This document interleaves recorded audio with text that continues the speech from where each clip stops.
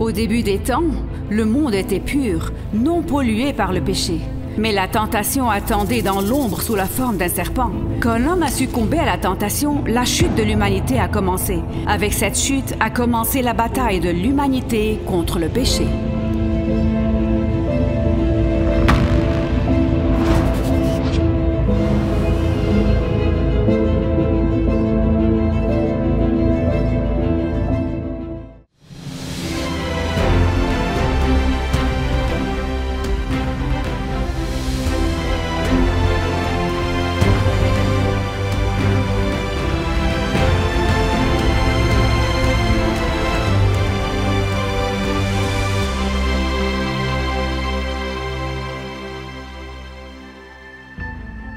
Si vous observez le monde d'aujourd'hui, vous découvrirez que les forces du mal ne sont plus clandestines comme elles l'étaient autrefois.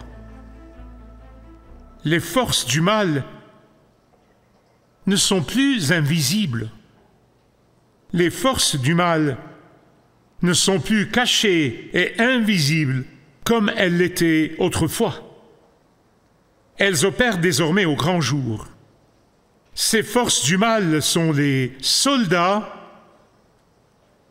du père des mensonges. Et c'est pourquoi elles mentent sur leur objectif. Et la raison pour laquelle elles mentent, tout comme Satan, écoutez attentivement s'il vous plaît, c'est parce qu'elles veulent tromper les personnes bien intentionnées, mais sans discernement. Elles veulent tromper les apathiques et les indifférents. C'est là leur objectif.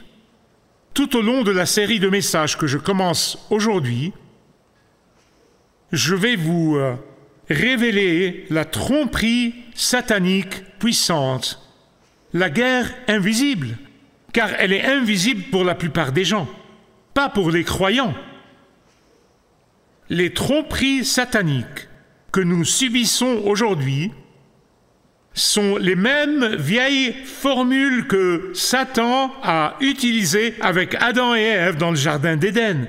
Ce sont les mêmes. Ce qu'il fait, c'est simplement leur donner une belle robe moderne. Elle semble nouvelle pour ceux qui ne discernent pas, pour ceux qui ne se méfient pas. Il les déguise en quelque chose de nouveau, mais ce n'est pas le cas. C'est juste pour tromper les simples, pour égarer les confus et pour détourner ceux qui sont sans direction. Je vous montrerai que c'est en fait un vieux mensonge. Je voudrais que vous regardiez rapidement avec moi Actes 20, 28.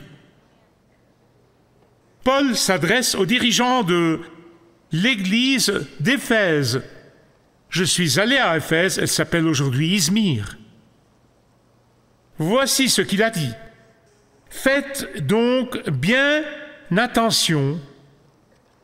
Faites donc bien attention. Pouvez-vous répéter ces mots avec moi? À vous-même. Il s'adresse aux dirigeants, à vous-même. J'aimerais que beaucoup de dirigeants chrétiens, ceux d'entre nous qui occupent des postes de direction, prennent vraiment cela à cœur et à tout le troupeau dont le Saint-Esprit vous a confié la responsabilité. Pour faire quoi? Prenez soin de l'Église de Dieu qu'il, parlant de Jésus, qu'il s'est acquise par son propre sang. Il se l'est acquise par son sang. Ce n'est pas notre Église, ce n'est pas l'Église d'un pasteur, ce n'est pas l'Église d'un prédicateur, c'est l'Église de Jésus-Christ. Il dit, je sais qu'après mon départ, des loups cruels s'introduiront parmi vous et ils n'épargneront pas le troupeau. Et de vos propres rangs dans l'Église, de vos propres rangs, surgiront des hommes qui donneront des enseignements pervertis pour entraîner les disciples à leur suite. Non pas à Jésus, mais à eux-mêmes. Si nous ne voyons pas cela aujourd'hui, je ne sais pas où vous en êtes. Ces 3 versets pourraient littéralement prendre toute une série de messages, rien que seuls. Mais il y a plusieurs choses que vous devez savoir sur le commandant en chef de l'armée de votre ennemi et l'ennemi de votre âme. Vous devez savoir plusieurs choses. Il est rusé, il est intrigant, il est intelligent, il est trompeur et il est un caméléon. Et il utilise même, comme le dit Paul, des gens parmi eux. Ce sont des membres de l'Église. Et c'est pourquoi il est impitoyable, il est féroce. Ce commandant en chef des forces ennemies de cette guerre invisible. Mais s'il vous plaît, ne laissez pas cela vous effrayer. Cette série de messages n'a pas pour but de vous faire peur, mais de vous donner du courage et les outils nécessaires pour remporter la victoire. Je vais vous montrer encore et encore que celui qui est en nous est plus grand que lui. Celui qui est en nous est plus grand que lui. Il suffit de savoir comment s'approprier la puissance de Dieu pour remporter la victoire. Considérez cette guerre invisible comme une guerre ordinaire. Un soldat dans une guerre ordinaire peut-il être utile à l'armée ennemie? Comment? La lâcheté, l'ignorance, c'est le point important auquel je vais venir. Le manque d'attention ou le manque de détermination. De la même manière, soumettre votre vie à la seigneurie de Jésus-Christ n'est que la première étape. Ce n'est que la première étape, ce n'est pas la fin de l'histoire. Se soumettre à la seigneurie de Jésus-Christ est important, c'est une étape décisive. Si vous reconnaissez qu'il n'y a pas d'autre chemin vers le salut que celui qui passe par Jésus, vous êtes passé des ténèbres à la lumière, vous êtes passé de l'enfer au paradis. Oh, mais vous n'avez pas encore terminé votre voyage. Vous n'êtes pas encore sanctifié. Laissez-moi vous expliquer cela. Votre être spirituel est comme une maison qui a beaucoup de portes. Chaque porte s'ouvre sur votre âme. Chaque porte doit être solidement verrouillée pour empêcher toute intrusion illégale continuellement. Même si vous ayez remis votre vie à Jésus-Christ et à sa seigneurie, toutes ces portes ne sont pas verrouillées. Toutes ces portes ne sont pas verrouillées en permanence. Et si l'un des soldats de Satan entre et pousse l'une de ces portes, tôt ou tard, l'une d'elles s'ouvrira. Ah! Maintenant, il a trouvé un moyen d'entrer dans votre âme. Là, il a trouvé votre talon d'Achille. Vous dites, de quoi parles-tu, Michael? Je vais vous dire exactement de quoi je parle. La colère non résolue est une porte. Et si vous la laissez ouverte et vous ne vous en occupez pas avec la puissance et le sang de Jésus, il continuera à passer par cette porte. Il continuera à passer par cette porte dans votre vie et il sèmera le chaos dans toutes vos relations, pas seulement une seule, mais toutes vos relations. La peur est une porte. L'amertume est une porte. La haine est une porte. Le mensonge est une porte. Je vous donne juste quelques exemples pour que vous compreniez ce dont je parle. Ces portes et bien d'autres encore, si elles ne sont pas continuellement verrouillées, vous allez donner à votre ennemi l'accès à votre âme. Mais il y a une grande porte, pas une portière, une grande porte. Et c'est la porte de l'ignorance. Mes bien-aimés, j'ai appris cette leçon. Je devrais dire que je suis en train d'apprendre cette leçon. Je ne veux pas paraître trop arrogant ici. C'était difficile. Et c'est pourquoi je veux aider tout le monde à éviter ces expériences douloureuses. Et c'est vraiment votre première étape pour remporter la victoire sur l'ennemi de votre âme. C'est votre première étape. C'est la première étape pour connaître le mode opératoire de votre ennemi ou comment il opère. Maintenant, ce n'est pas difficile de savoir comment il opère. Les méthodes de Satan, ce n'est pas difficile, mais c'est difficile de le vaincre sans Jésus. Vous savez, dans le sport, un entraîneur protège ses stratégies avec tout ce qu'il a. Tout ce qu'il a. Pourquoi? Parce que si l'équipe adverse découvre ses stratégies, c'est fini. Car elle mettra en œuvre sa stratégie pour les vaincre. Les stratégies ou les méthodes de Satan sont faciles à découvrir, mais difficiles à vaincre. Vous devez savoir, vous devez vraiment savoir comment il attaque, quand il attaque et où il attaque. De cette façon, vous êtes constamment en état d'alerte, en état de préparation. Écoutez-moi bien. Une armée bien informée qui dispose de renseignements précis, un soldat bien informé ne se laisse jamais surprendre par une attaque surprise, car il est informé, il est conscient, il prend des précautions. Mais je tiens à le répéter, si certains d'entre vous entendent parler de préparation, de verrouillage des portes, de vigilance et de tout cela, et vous vous inquiétez et vous dites « Oh mon Dieu, ce sera difficile, arrêtez !» Arrêtez! Ce n'est pas de cela qu'il s'agit, ce ne l'est pas. Dans cette guerre invisible, vous devez savoir que le résultat est déjà décidé. Dans cette guerre invisible, la victoire finale a déjà été remportée. Dans cette guerre invisible, l'ennemi a déjà été vaincu. Écoutez s'il vous plaît. Nous sommes la seule armée de toute l'histoire à avoir obtenu le succès avant même d'avoir tiré un seul coup de feu. Amen. Rendons gloire à Dieu.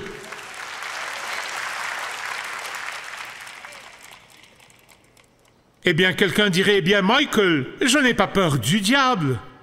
Gloire à Dieu. Gloire à Dieu, c'est ce que ça devrait être. C'est ce que ça devrait être. Vous ne devez jamais avoir peur de l'ennemi de votre âme. Vous ne devez jamais avoir peur de Satan. Jamais. Mais voici la question. Voici la question. Satan a-t-il peur de vous?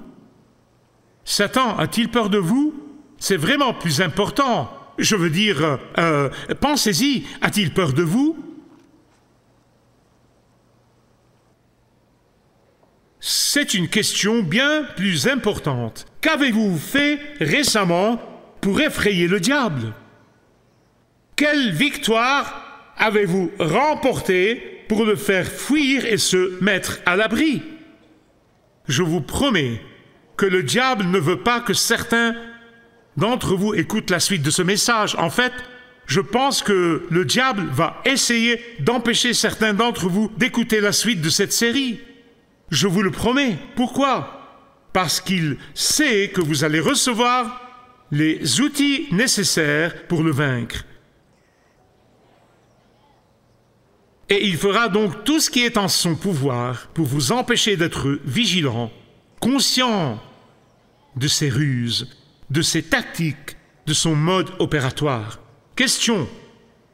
D'où vient le diable? Excellente question. Il y a 2 passages dans la Bible qui nous disent exactement d'où vient le diable. D'accord? Je voudrais que vous les notiez et que vous les lisiez attentivement lorsque vous rentrerez chez vous. D'accord? Ésaïe 14, versets 12 à 15. Et Ézéchiel 28, versets 11 à 19. Je vais les répéter. Ésaïe 14, versets 12 à 15. Ézéchiel 28, versets 11 à 19. Ces 2 passages nous donnent la réponse la plus définitive à la question de l'origine de Satan. Regardez le verset 12 d'Ésaïe 14. Comment es-tu tombé du ciel, astre brillant, fils de l'aurore? Te voilà abattu par terre, toi qui terrassais les nations. Écoutez-moi, c'est l'un des paradoxes de l'Écriture. Astre brillant est le sens littéral de Lucifer.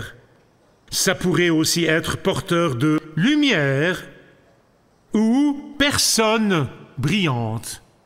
Ézéchiel 28, 12, l'autre passage dit « Tu représentais la perfection, tu étais plein de sagesse, tu étais d'une beauté parfaite. » Voici ce que je dois vous dire à propos de Lucifer.